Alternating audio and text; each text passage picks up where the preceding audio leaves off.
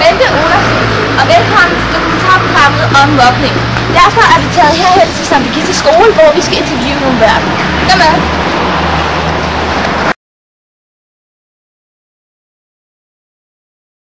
Mobning er sådan, hvor man går rundt og kalder hinanden ord og sådan noget.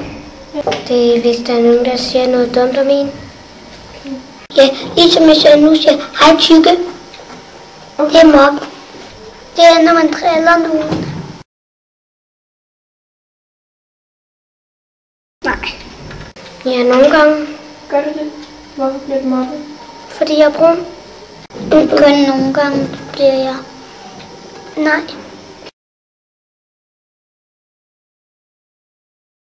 Nej.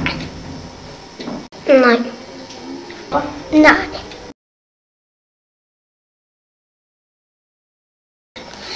Fordi at det kan være, at der er en, der ikke kan lide det. Det er fordi, man skal ikke drille, så får man selv udskæld. Fordi så er nogen, der bliver ked af det.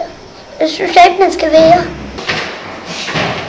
Hej, nu har vi så taget videre i vores søgen på, hvorfor børn mobber, og derfor har vi taget hen til Henrik Nyman, som så skal fortælle os lidt om det.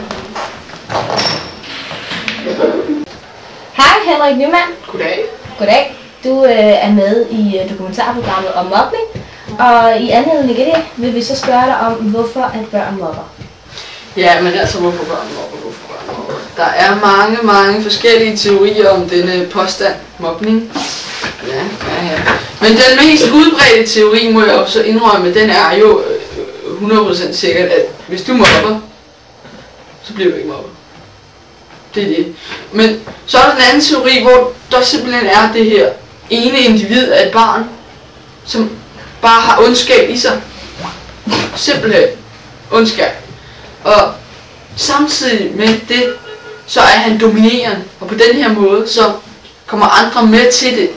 Sådan så det for individet, der bliver mobbet, føles meget mere voldsomt. Men der er uendelig mange teorier om det her. Uendelig mange. Hvordan mobber børnene så?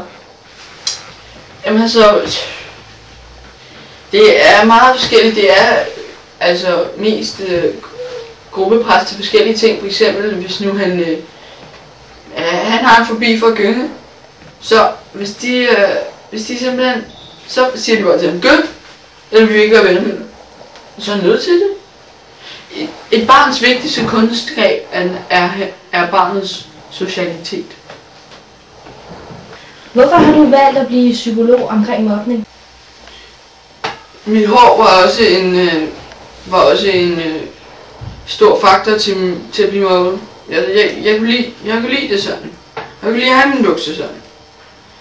De andre børn, de sagde, for helvede Henrik Nyman, tag du dine bukser ned og rod i dit hår. Men det ville jeg ikke.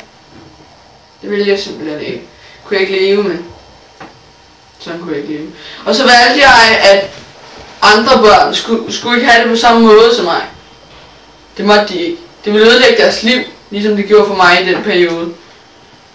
Og derfor blev jeg mobningsforsker og fandt ud af, at der er ikke noget at gøre ved problemet. Man kan ikke redde det, ifølge mig. Ja, vi siger selvfølgelig tak til Henrik Nyman. Mange tak. Tak. Ja. Hej. Ja, og her har vi så fundet et klassisk eksempel på mobning og vold for den sags skyld.